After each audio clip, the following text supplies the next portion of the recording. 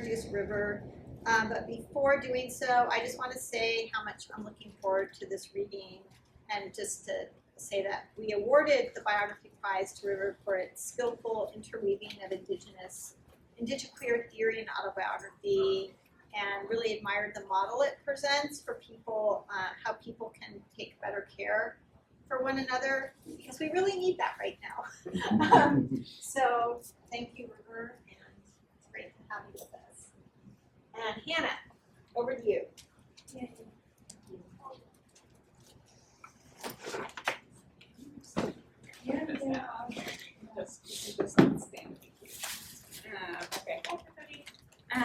I'm delighted to introduce River today to deliver today's biography talk entitled Tempering or Queer Unmaking, Transforming the Traditional.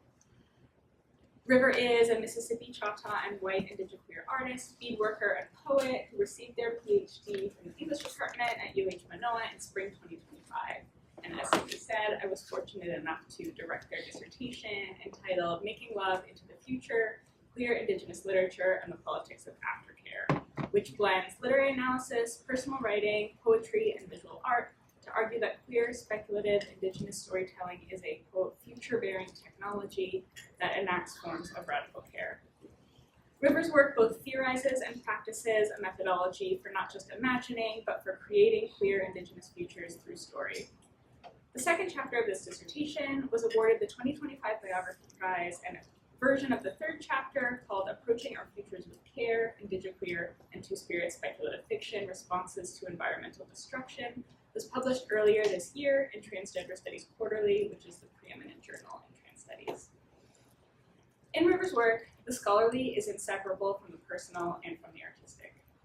Their dissertation takes its formal inspiration from traditional Chahta pottery making. Each section corresponds to a different stage in the pot-making process. The harvesting and gathering of clay, the tempering of that clay with mussel shells, the coiling of the pot, and finally, firing. The dissertation is filled with little gifts: a poem in the shape of a clay mound, section breaks illustrated with traditional pottery designs, reimagined maps of River's hometown.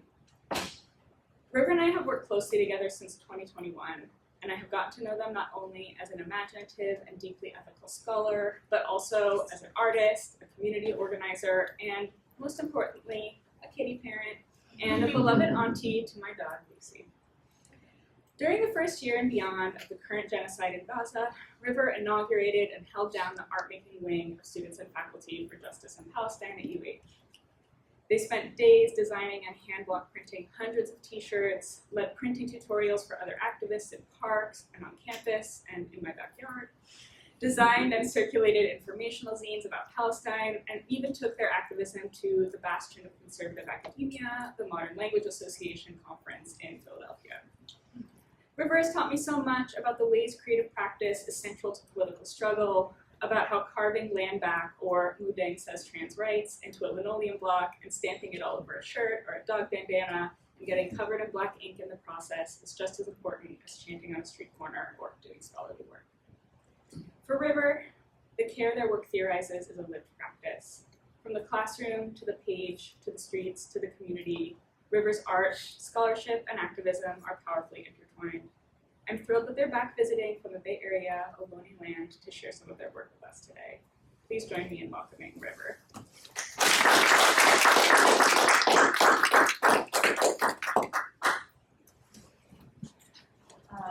Just as Hannah said, can everyone hear me?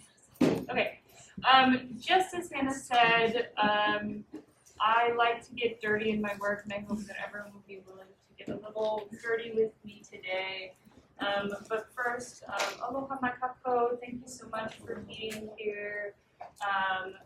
And palito, suho chipoyat, River, my name is River, and today I'll be giving my presentation and a little bit of an art demonstration about queer unmaking and transforming the traditional.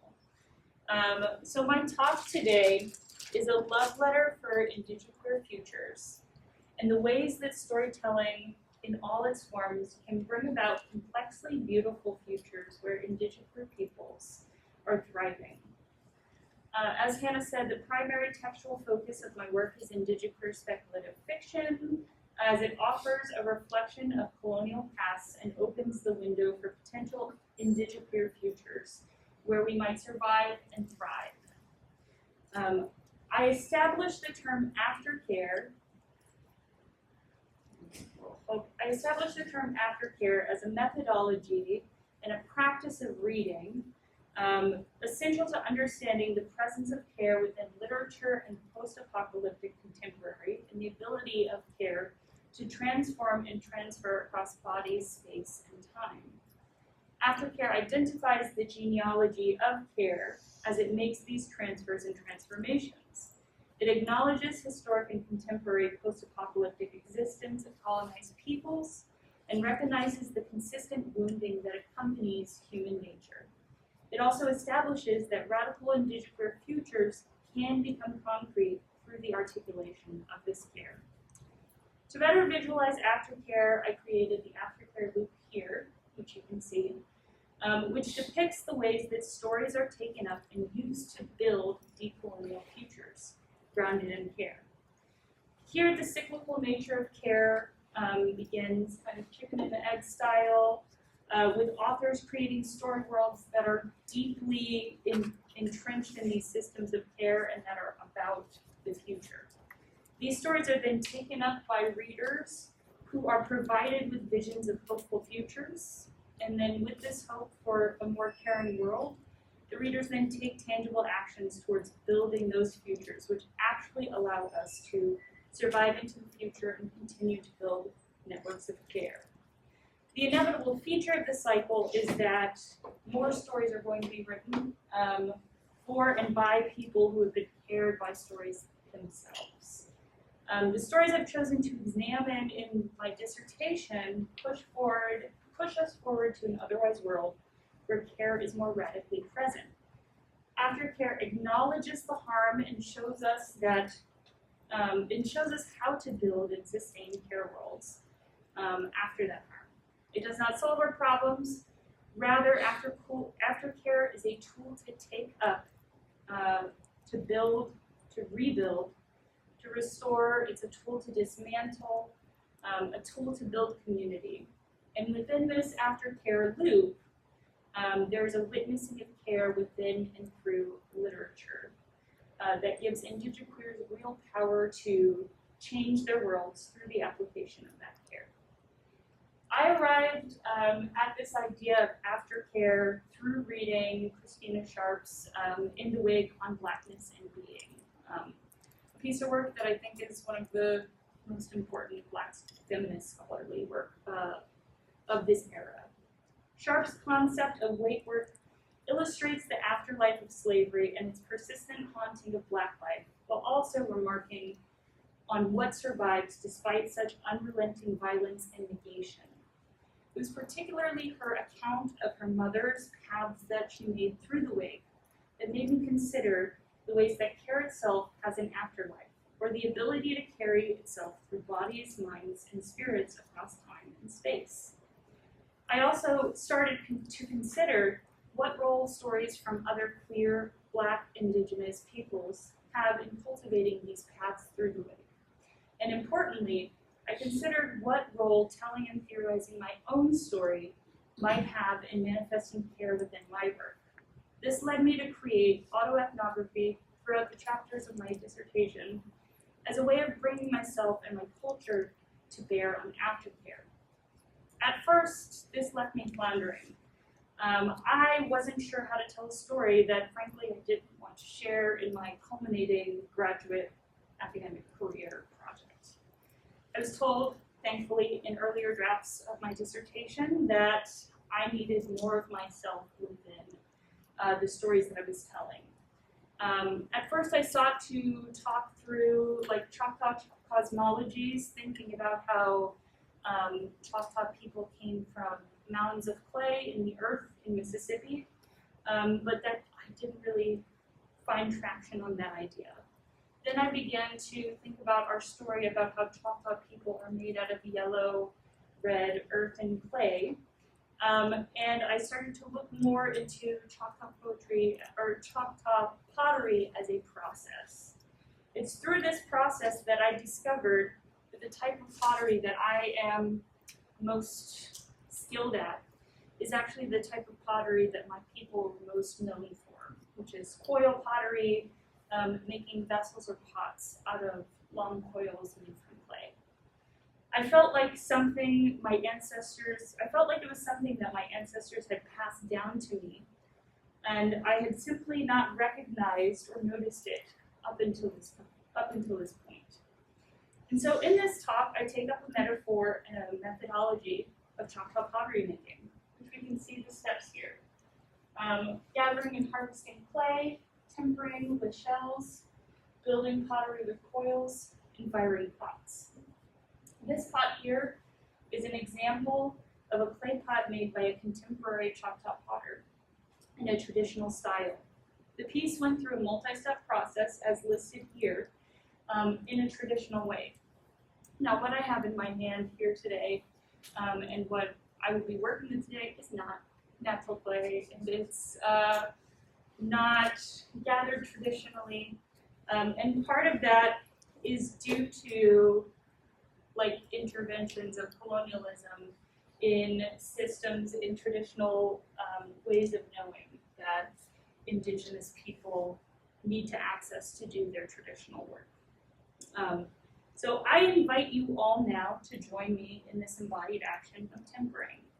Tempering is a step that I will talk about in a little bit, and that I will read a poem about, but it's essentially the process of breaking down mussel shells, such as these, into a fine powder, which is then added to the clay, which makes the clay stronger.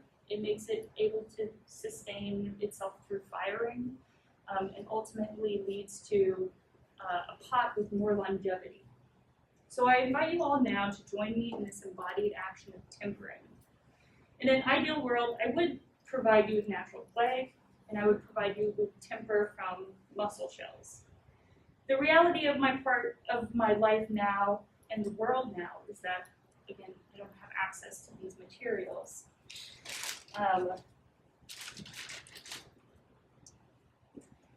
And another part of this is that the ever-shrinking presence of mussels across Turtle Island is due to militarized presence in our waters, diverting our streams, covering up areas of marshes, dams.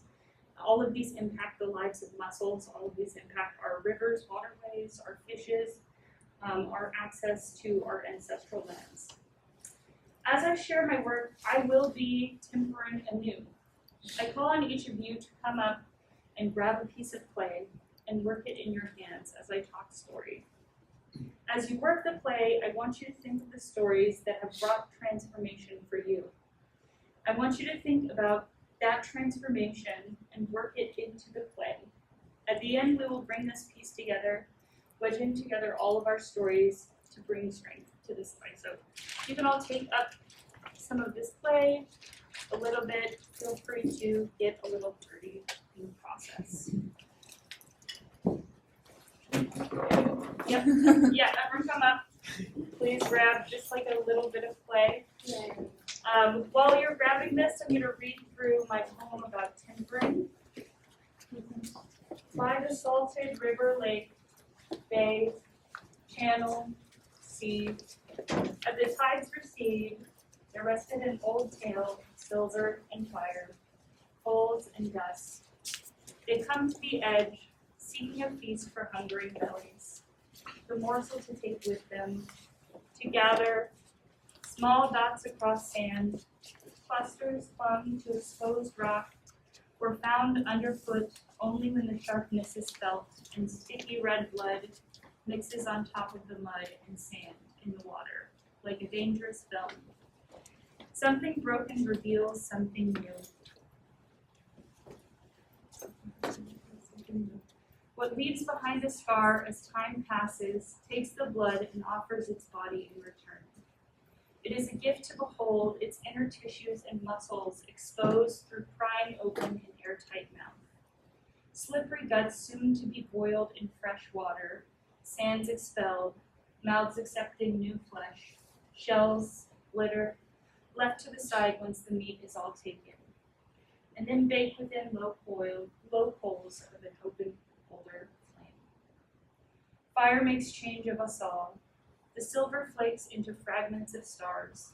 A pounding renders them to dust. Transformation comes time and time again.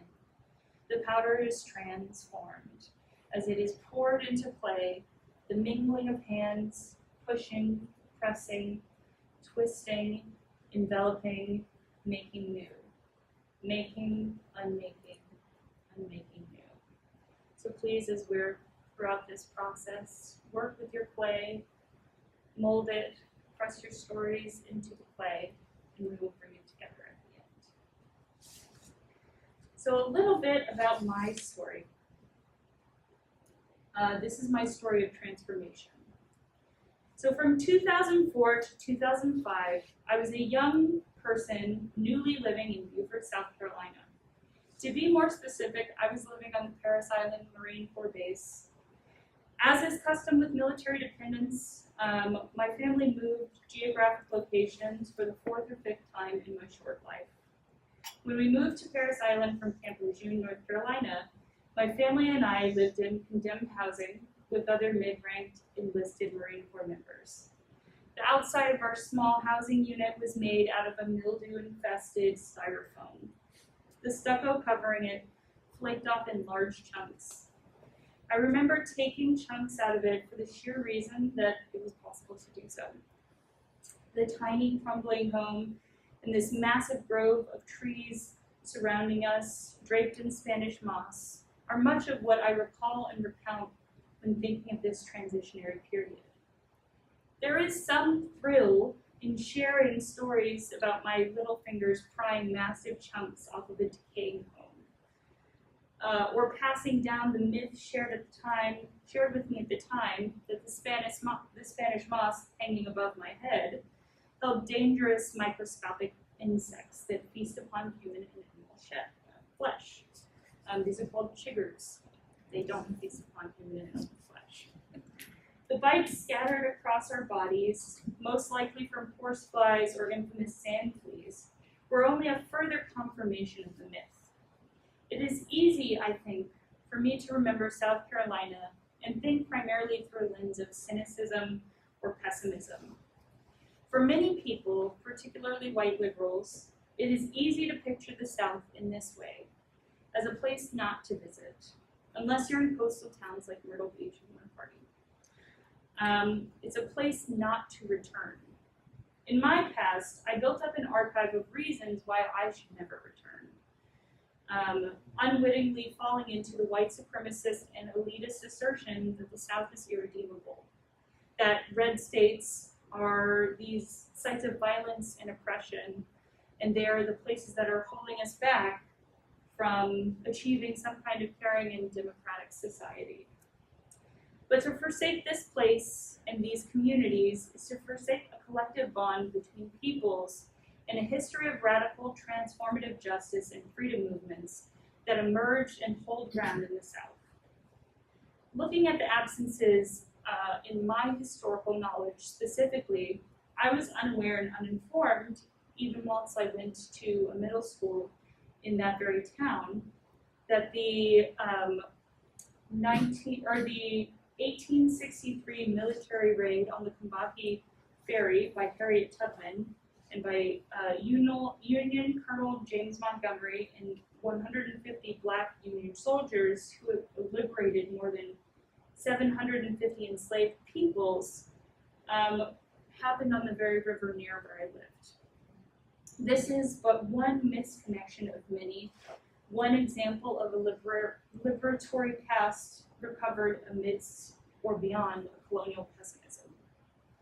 It has taken much work over the past decade or so to reverse or to transform my thought process and relationship to the South and to my homelands. I, like many, at one point or another, abandoned my Southern accent, to such an extent that my relatives would chastise me for not sounding more Southern. As the world shamed the accents of Southerners, lumping them in with the ignorance and illiteracy that characterized the region, I was also shamed for losing that tongue. The lilt of my speech was curtailed by humiliation and a desire to be acknowledged for my intellect and wit. My Southern affect I take on now, or any Southern affect I take on now, feels forced. It feels like a mockery of my past, a mockery of a Southern present as well. Yet now I cherish the moments that I let the words drip from my tongue like a sickly sweet honey made from Mississippi magnolia flowers and low country tupelo trees. I lean into the way get is transformed into it, or pen comes out as pin. I don't know the difference. I chuckle when the controversial crayon turns into crown or crayon. My partner likes to make fun of me for it, and that's okay. Yet through all of my intentional vernacular shifting as a kid, y'all and ain't never left my colloquial vocabulary. It is this tenacious and persistent artifact whose familiarity always seemed wrong to attempt to scrub away. I now seek a kind of auto-archaeology, a process of uncovering or excavating these artifacts from my own human vestiges. These things that have been buried, I approach with wonder. I wish to wash away the crust and static layers of sediment that have formed over my ancient memories, both from my personal history and that of my ancestors. I shift to discussion of my name. I chose the name River, I am River, everybody, after playing around with several names across months and years. As a child, I wanted nothing more than to distance myself from the highly effeminate name given to me by my parents. Each utterance tied me to the visage of a young miss that was never appropriate or correct. Each utterance affirmed for the people witnessing me that something was off. Either the dead name was a mistake, or I was. Each utterance cemented my inscrutable discomfort and produced the desire for transformation. When I entered my first graduate program, I had yet to synthesize my longing for transformation in my social existence, but was quickly thrust into reckoning with myself once I found myself surrounded by non-binary, trans, gender non-conforming graduate students and co-workers at my side job as a barista. Even surrounded by endless examples of queer gender expression, I could not yet make a shift as the potentialities pestered me relentlessly. Towards the end of my master's program, I could admit that there was something not quite cis about me, but taking a leap into the personal unknown would require dramatic change. Experiences and traumas pushed me in and out of the proverbial closet, though admittedly it was one with a glass door. Starting my Ph.D. somewhere new here afforded me the opportunity to truly transform. In this new world, which had not been deeply marked with my presence, and for me this meant I could shift swiftly and smoothly and transform into someone who felt real, someone who felt close to me, at least more accurate. Names, as it turns out, are tricky and easy to fall into the wrong ones. In fact, I was able to get bodily invasive top surgery 2 out of the 3 times that I got top surgery before I came to the name River. I sought out elemental names from my loved ones, leaning auspiciously towards those associated with water. Water flowed around the edges of a conversation with my friend and queer trans elder Nathan about new names. You can see part of this conversation here. Nathan was the first name on their list and Lake on mine. Thank God I did not choose Lake. River seems to fit me now. We tossed the names around like skipping stones, running on the tense surface of a still pool, and found joy in the absurdity of building new words for new worlds. And this is the conversation. Our joyous outpour and consequently our joyous return for this particular excavation riffs off of the transnaming practice and experience. Arriving at and beginning with river is a reflection of my aforementioned past. With this process of wading through and reflecting upon names, I connect with a young river who found themselves on the edges of Carolina Low Country, on the shores where the Broad River, the Beaufort River, and the Port Royal Sound embraced. It was a place of profound joy and kinship with the land, a site of childhood wonder and exploration, and later, a source of deep wounding. I worked to unravel a crude, restrictive narrative around my childhood and return to these sites of creation to reshape my relationship to my past, with the land that raised me, and to my future, the futures beside me and beyond me. I turn to the beauty and wonder of the natural world in order to envision an otherwise world in a moment of profound despondency. I look back to the scenes of nature that make up my existence. Always I return to waters. Always I return to river. After we moved out of that transitory styrofoam home and into what would become a more permanent home at least, permanent home, at least for the time my family was stationed on that island, we lived at the meeting place of the Atlantic Ocean with the local rivers. We were situated near the back line of trees between our house and the water's edge. The old officers' lodging, large and old antebellum style houses, were raised and left behind large tracts of dug up earth near the sandy coast. The mammoth southern live oak trees shaded our short walks and offered their branches for the nimble climbing of adventurous 12-year-old kid. Our bare feet always found purchase with the sharp styles of acorns scattered amongst the trees.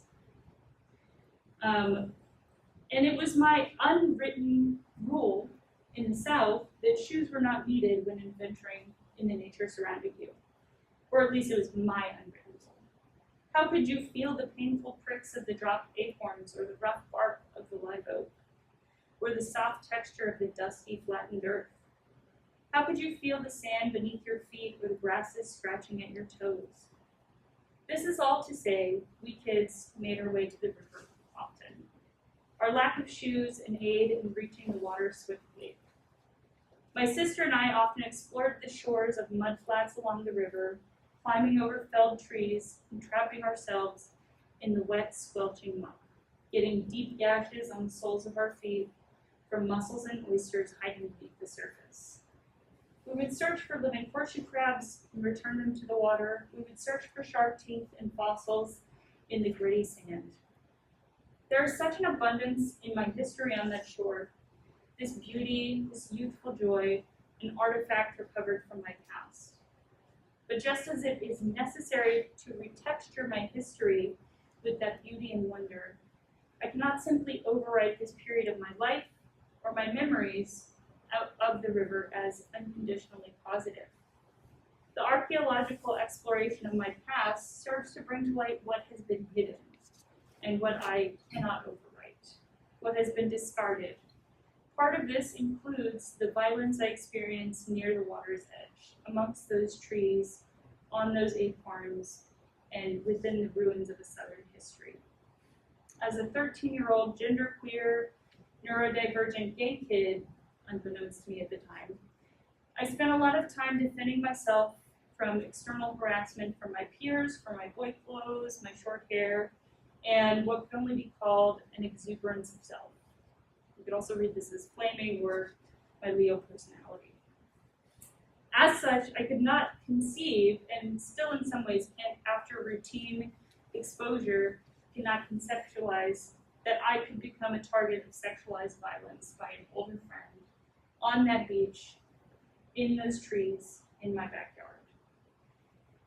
In my eyes, I was too queer to be desirable, and it's this misplaced confidence in my undesirability that even had me walking the streets of Spain alone at 2 a.m. as a college student, after getting lost, after escaping a forceful guy at the club. By placing these memories beside one another, I am able to contend with or access the complexity of my own experience. It is this navigation of the contemporaneous and extreme emotions of this period of my life in witnessing that helps me understand the ways that life, loss, suffering, and joy can exist all at once. Consequently, I am better able to imagine futures of care that acknowledge and account for this reality, that the wounding of life comes in tandem with all that we deem precious and hold dear. My name, then, becomes a commitment to this witnessing. It becomes a salve, a celebration. River is a gift, an ecosystem, a story, a world. I lost my place, give me 1 second. If you need more water for your play, please feel free to come up and grab some if you'd like to keep working with your play. A key part of my talk today is about stories and transformation. And my intellectual genealogy about the transformation of Indigenous stories began with Paula Gunn Allen. Paula Gunn Allen, in her essay, Kochinanako in Academy, 3 Approaches to Interpreting a Karis Indian Tale, shares this statement. Oral tradition is more than a record of a people's culture. It is the creative source of their collective and individual selves. When that wellspring of identity is tampered with, their sense of self is also tampered with.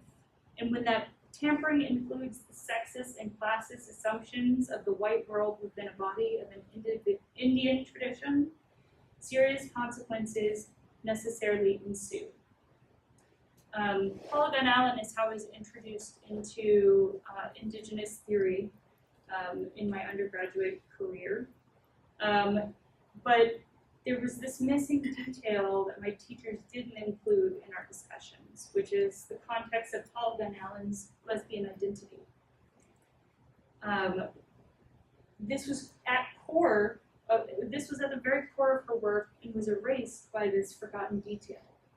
Central to the telling, however, Paula Gunn Allen recognizes the oral tradition of a community as a living body and a wellspring of identity, just as susceptible to change and transformation and harm or pollution as human bodies are. Shifts in the oral tradition are impacted by the reality within which people live, a racist, classist, cis, heteropatriarchal society, and the impact a community through the insidious uptake of colonial ideology into traditional narratives might have. The co-optation of colonialism into our communities wreaked havoc on our traditions, as we see from the fact that we're working with non-traditional play today. This wreaks havoc on our traditions, our bodies and minds, our spaces, our time. The violence extends beyond the domestic and into the past, the present, and the future. As I play with this metaphor of tempering, the breaking down of shells into powder by fire to add clay, I consider what role the sparking fragments in the dust of the fired muscle provides the clay, provides the finished structure of the clay vessel. If our futures and nations are these finished vessels, then what does this beautiful, sparkly, the beautiful powder that comes from these mussel shells, what does that do to our community? Ultimately, including these queer shell speckles is what gives the clay its strength. It is their strength, the bonding of the clay with the fragments and dust, that keeps these vessels from cracking under intense heat from the firing process.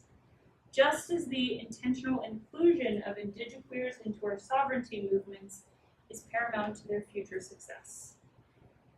The intentional inclusion of Indigiqueers in our traditional stories is an act of transformation through tempering. Our integration of the Indigenous body makes our stories stronger, helps them glimmer, and keeps them from breaking or fragmenting.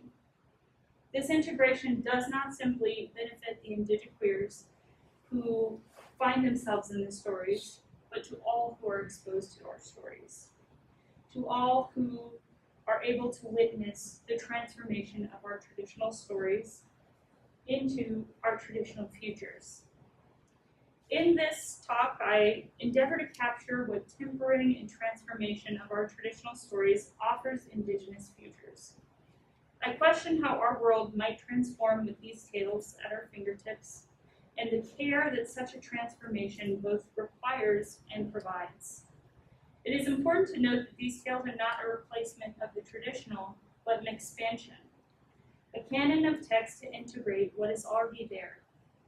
We are gathering stories that are already here. The process of breaking them down, transforming them, allows a future where there is a strength to be added, but it's not something to be found. It's already mixed into the Indigenous body of knowledge. Before we can integrate them into our clay body, we must break down these stories, what they mean, what changes are doing, and a further transformation or even translation of them. When we mix tempering in with the clay for stability, we are putting ancestral ecological knowledge at work. I knew that was going to happen. We are putting ancestral ecological knowledge at work alongside intention to build systems of support for Indigiqueer relatives. We consider how these stories, fortified by this knowledge, bring strength to our ancestors, to our elders, to our communities. What strength will this powerful glitter bring to our worlds? As I think of the oyster and mussel shells of my child, my relationship to them, the knowledge gleaned from my experience, I also think about work that Haley Osorio, one of my kumu, shared in her chapter, Gathering Our Stories of Belonging, specifically the Aikane relationship between Hi'iaka and Hopoi, which created space within Kanaka, Mo'olelo, and genealogy for the presence and importance of queer indigeneity, a gathering for Indigenous queers like herself to see themselves unapologetically represented in our stories, in our histories, in our literature. What strikes me about this transformation that Osorio went through when she was shown a story which in some ways reflected her identity and experiences as a Hawaiian woman is that underneath all these historical layers of trauma, both personal and communal, is a recognition that these stories have always been here, despite colonization, cis-heteropatriarchy, and all of the other things that bring us trauma and grief. They are already here waiting for us to find them, to breathe life into them, and to receive that life-giving breath back. Osorio, in returning to Hi'iaka, found abundance and found a pathway to redefining or returning to intimacies in the face of all attempts to eliminate or dismember our nation's intimacies, communities, traditions, stories, and lives. As I work to uncover my own history and traditions suppressed by colonialism, the act of tempering clay became such an illuminating practice. My kinship with these ocean and river animals, their sharp shells and iridescent coloring, has always been what has tied me to a Chahta tradition that I didn't know about until last year. But that became a site of connection. The very creatures that had helped establish my orientation to and relationship with the natural world, the shells that taught me the beauty of our waters, transformed with time. I return to these shells now, knowing the ways we used to hold our clay bodies together with their iridescence. I too find abundance. I too find refuge and comfort. And I am at the confluence of my personal history with this kin and a genealogical relationship to these lands and waters that sustained my people for thousands of years. Though there are threats to their survival due to capitalism, pollution, and colonization, These mussels are a site of reclamation. They become a metaphor through which I reprocess my own history, reforge a relationship with the lands and waters that are responsible for me and that I in turn am responsible for. And as a way of understanding my own watery embodiment of gender. I think of expansive definitions and rewriting transformation stories from ones entrenched in colonial hegemony or covered over by colonial cis heteropatriarchy memory to ones that acknowledge alternate truths. A return to mussels is a promise against calamity, against the death of our waterways, our ways of being. Returning here is both a literal return of proliferation of mussel species into the watershed, but also a return to gendered bodies, existences not predicated on the binary or the colonial. To exist with the mussel in this context is to understand one's gender as it relates to multi-species entanglement. And the power of transformation here is paramount. In thinking in line with queer ecologists, rivers are that which draw together all water from above ground and underground in a watershed. But they're often mistaken for something containable within streams, channels, tributaries. In reality, a river spreads, floods, retracts, slips beyond subtler boundaries and engineering.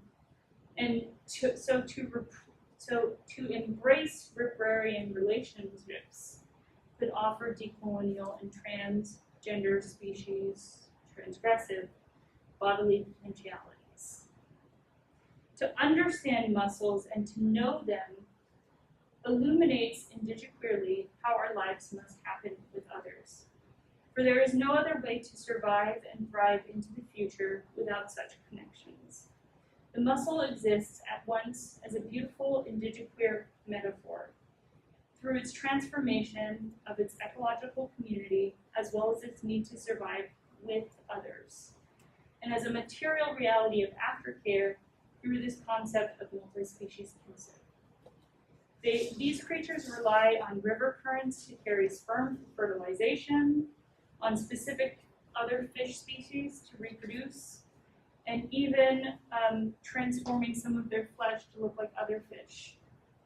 They teach us that we can transform and we can be transformed and we can live together. It is their presence and their reintroduction into the wild that impacts the water quality, that impacts our ability to fish, and for humans, fish, and other species to thrive together in the first place. To return to the mussel is to participate in a remapping or the production of a countercartography. The literal return representing a deviation from and a resistance to colonization's infrastructure. And my personal shift as a way of clearly reconnecting to the land and the waters that raised me. Countercartography is part of this gathering and painting. It is a process of restoring an intimacy to time, place, land, waters, space, and genealogy. It is a process of, it is one method of bringing that breath back into stories of where we have been, who we have been with, and where we belong. Here I want to consider more deeply what a map is. You'll see here I have 3 different maps.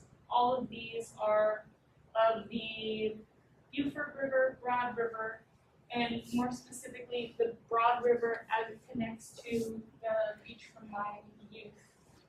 In these 2 maps here you can see, well, it's difficult to see, but these are close-ups of the area where I used to live.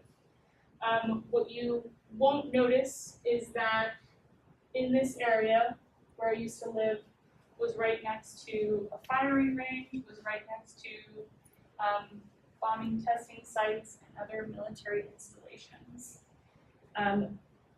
I hope to bring this concept of mussels, of remapping this sort of horrifying history of a military base and rethinking my relationship to this place that I was raised.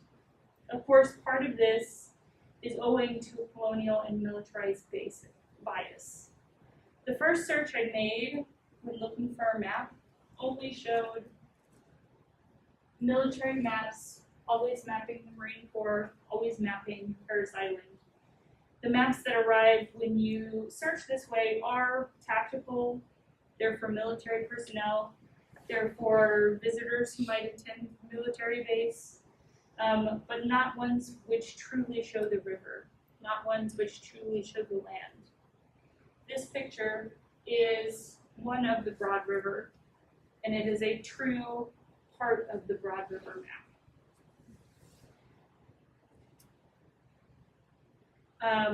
Additionally, we cannot separate this river from the military. Parris Island Marine Corps Base has been poisoning the land with almost 100 different contaminants located in the soil, sediment, groundwater, and fish tissue. Its presence is a constant threat to the human and more than human beings. So when I think of this river, when I think of the time I spent in this water, and the time I spent not knowing this constant threat to my life, I also consider this as part of my story. I'm reminded of the consistent, sometimes deafening helicopter noises which occupied the sky as I sat in this river. I'm reminded of the thin black street lamps that we scrambled up like they were trees, and the old oaks whose wide trunks made them inaccessible without ropes and ladders. I can see the ends of our world, the creeks bordering on our strips of beach, and I remember the treacherous attempts to pass beyond them on foot. In my mind, I am mapping out my skating route, identifying the heavily structured boundaries of my preteen years and the feelings of shame and abandonment within the greens and grays and tans of this Google map. I want to remember this map, not just as a visual guide to my own trauma, but as a tool for understanding the complexities and contradictions of a place so entangled with joy and grief. To feel it as tangible as I can feel my own arms, as I can feel the clay in my hands, as well as my own claws and powerful tools that propelled my young body into the protective but scrawny boughs out of reach. This is one kind of countermap, not physical, not a paper map, nor even a digital one as we see here, but a map of memory, a map made with intention towards care for myself and care for this place, that holds stories. In this countermap composed of memory, I do find a small part of my Indigiqueer future. If I macerate the previously mentioned map definition, one which shows us how to get to places, one which defines locations, and I make it into a simpler one, I can just say that I'm finding my space from one place to another. This poem then from Billy Ray Belcourt, excerpt from Sacred. This poem illuminates and acts as a countermap for Indigiqueers to find their way using hope and protest and searching for the distances we must travel to the new place, to our new future. As previously introduced, Gunn Allen asserts that the oral tradition is the creative source of a people's collective and individual selves. When that wellspring of identity is tampered with, the sense of self is also tampered with. And when that tampering includes the sexist and classist assumptions of the white world within the Indian tradition, serious consequences necessarily ensue.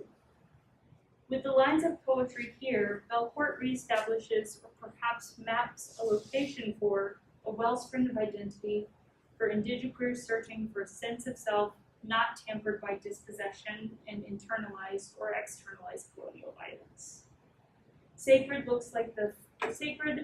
When sacred looks like the firming of colonial gender roles, or the steady gaze / groping grip during a round queer dance, Indigiqueer Aftercare reimagines sacred anew as a protest via survival, as nail polish and dancing towards an anticipated future where our hands are healed and held. Belcourt acknowledges the broken circles, the traumas which fracture and destroy Indigiqueer worlds, yet holds out a hand waiting for another to connect with his, to join hands in dismantling these colonial ways of being one queer act of resistance after another. How much time do I have left? It depends how much you want for discussion. Okay. And then shot at a quarter after. Okay. So this is a quote here from the Mānoa poet Christos, who is a poet living currently in the Bay Area. She says in their book Firepower, telling truth is a powerful medicine. It is a fire that lights the way for others. When we speak our firepower, we join a long, honored line of warriors against injustice. Each of us is born with an innate power and purpose, a sacred direction for which we have been created. Our task is to find the place where we belong and do our work here. Indigiqueer acts of resistance form and are formed by this firepower. As Christos shares here, speaking truth is a powerful medicine, something I have felt increasingly throughout the process of writing my dissertation. Retelling my own story and my truth has become a cathartic metamorphosis. Through this process of uncovering these memories, shrouded in damp, thick mists, I have a new appreciation and understanding for the manifest ways I have transferred from the young river wading in the Carolina River waters to the river we need today. Stressfully given this presentation. This is not to say that I have been ignorant to the shifts in self that I have experienced, as all growing bodies, minds, and spirits do, but that this process has illuminated my path and the fires that brought me here. I want to take a moment to share some of these fires, some physical, real burning hearths, others leaning into a deeper metaphorical fire. My stories of fire are ones of transformation, of knowledge and action, of self and kin, of story and heart. The first fire I will tell you about is one from my youth. This is not the first fire, not the last, but it is one which stands amongst the rest for reasons of shame and guilt. Strong feeling of disconnection to my people and being misled. This fire was called to the front of my mind after a conversation with my sister about my mother. For a long time, especially as a child, I felt that my mother, who is white, was the person in our family that brought our Indigenous heritage to the forefront of our lives.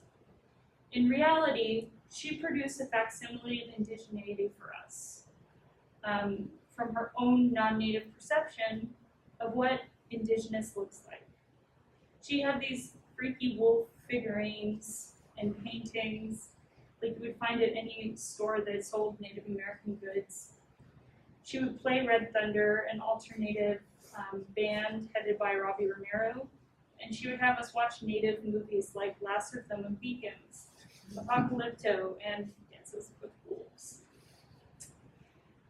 What I didn't realize at the time was that this mockery of indigeneity that has been passed down to me from my white mother would never help me get there, would never help me access my indigeneity.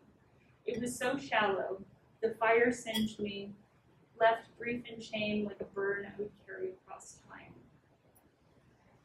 Mississippi and Tennessee Chahta have another fire origin story, one about grandmother spider, our ancestor who stole fire and brought it to the Choctaw people to tend. When the people first came out of the ground, they were covered in cocoons, so the Great Spirit sent someone down to help them. But even removing the cocoons from their bodies could not help them see. The world was dark, with no sun, moon, or stars. People moved around with no light, only navigating by touch. And without fire, all they ate was raw. The animal and bird people led a gathering of all the peoples to find some way out of this darkness. Someone in the crowd reported, "I've heard the people in the east have fire." Grandmother Spider volunteered to steal the fire, but one by one, the opossum, the buzzard, and the crow each volunteered for the mission. Her voice was left unheard. The animal and bird people failed, forever changed by their endeavor. Grandmother Spider yelled at her council to let her try until they finally heard her voice and allowed her to make an attempt. Grandmother Spider went up to the stream and gathered clay, used her legs to make a small clay pot, and with a notch, the air to get in. She rested it on her back and began spinning a web towards the east. She successfully reached the east and gathered a small piece of fire and placed it within her pot. She arrived back to her home, and the council assumed she had failed because they could not see the gift she carried within the pot. The people began to discuss who would get the fire when she finally revealed to them their fate. But each of them had their own reasons to fear the flame, the opossum now with a scaly tail, the crow with blackened feathers. It was at this time that the Choctaw humans, in their quiet ways, said, "We will take it, if Grandmother Spider will help." And help she did. Grandmother Spider taught the humans how to tend to the fire safely, how to make pottery with clay and fire, and how to weave as she weaved her magnificent webs. And to this day, we know and honor Grandmother Spider as our fire bringer. In this story, we are taught several lessons about our world. Primary in the sense that these are lessons that we learn first. They are the animal tales. This story orients Choctaw people to their natural world and affirms our relationship with it as a kinship. Grandmother Spider is not just a fire bringer, she's our grandmother. She is the matriarch that taught us to cook, how to weave, and how to tend to hearts, how to keep the light. She taught us how to make pottery, something I understand as a vessel for care.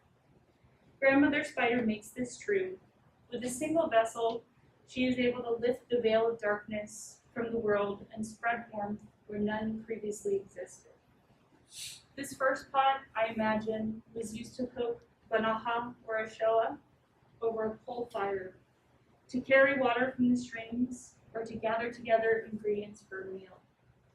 This nourishing care is what comes after creation and transformation. The knowledge of Grandmother Spider is carried across space and time to the soil of the creek and to the breath of our bodies and into the future. These are two fires I won't go too deep into, but in 2019 I was given the wonderful opportunity to attend NISA in Aotearoa. At that conference, I was able to engage with fellow Indigenous people in a way that I had never previously been able to. And also during that period of time, I went with Maori and Pakeha peoples to the occupation at Ikumatau. And this was right before also the occupation at Mānoa. At this fire, I met two young Maori wahine, both attempting to make their worlds better, both here to make change at Ikumatau for their whenua, for their people, for their land. I sat at this fire at 4 a.m. Just talking to these other Maori wahine about what they were doing in life, what they were pursuing, and how we all had the hope for the same things, to share our languages, to learn our stories, to protect our stories and our futures. Before this moment with the fires, I was deeply insecure about my relationship to my indigeneity. I felt I only had scraps compared to others who had gainful access to their families and their culture. But surrounded by this abundance and the indigenous smoke which gathered in the air and hung low with the clouds, I knew that what I had was not scraps, but kindling.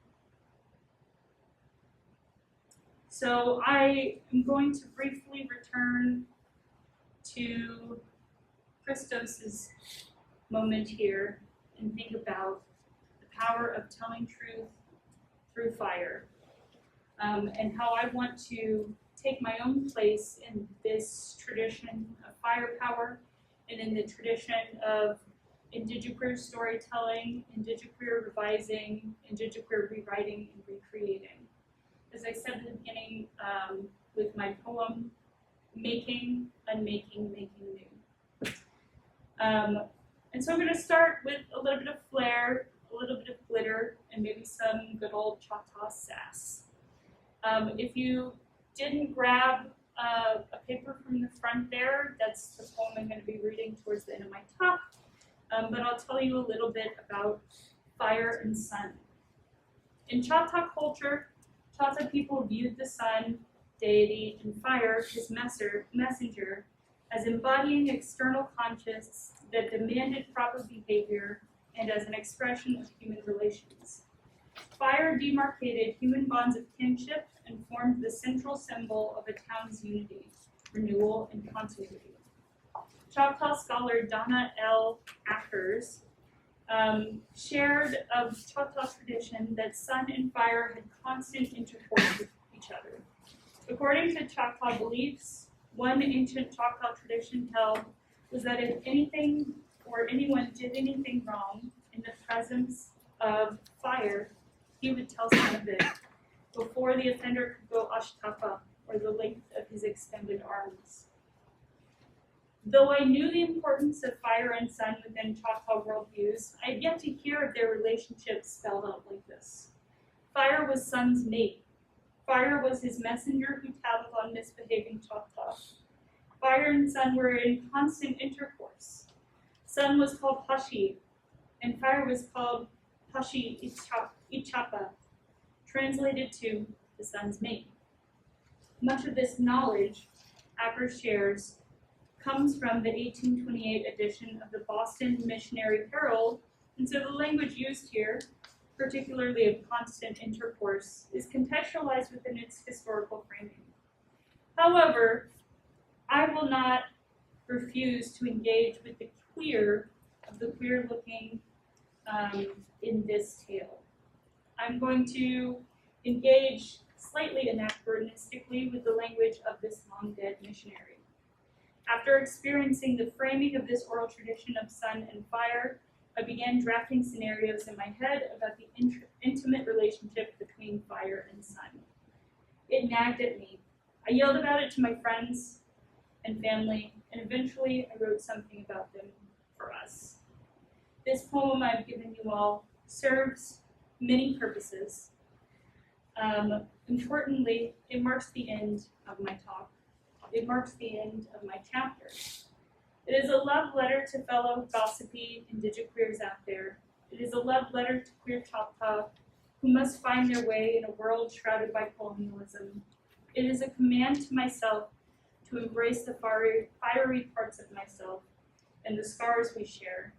It is many kisses to my butch kin, laughter with my trans and two-spirit sisters, and side eyes to many twinks at the bars who would try to eat the sons of this world. Thank you. And please bring up your clay.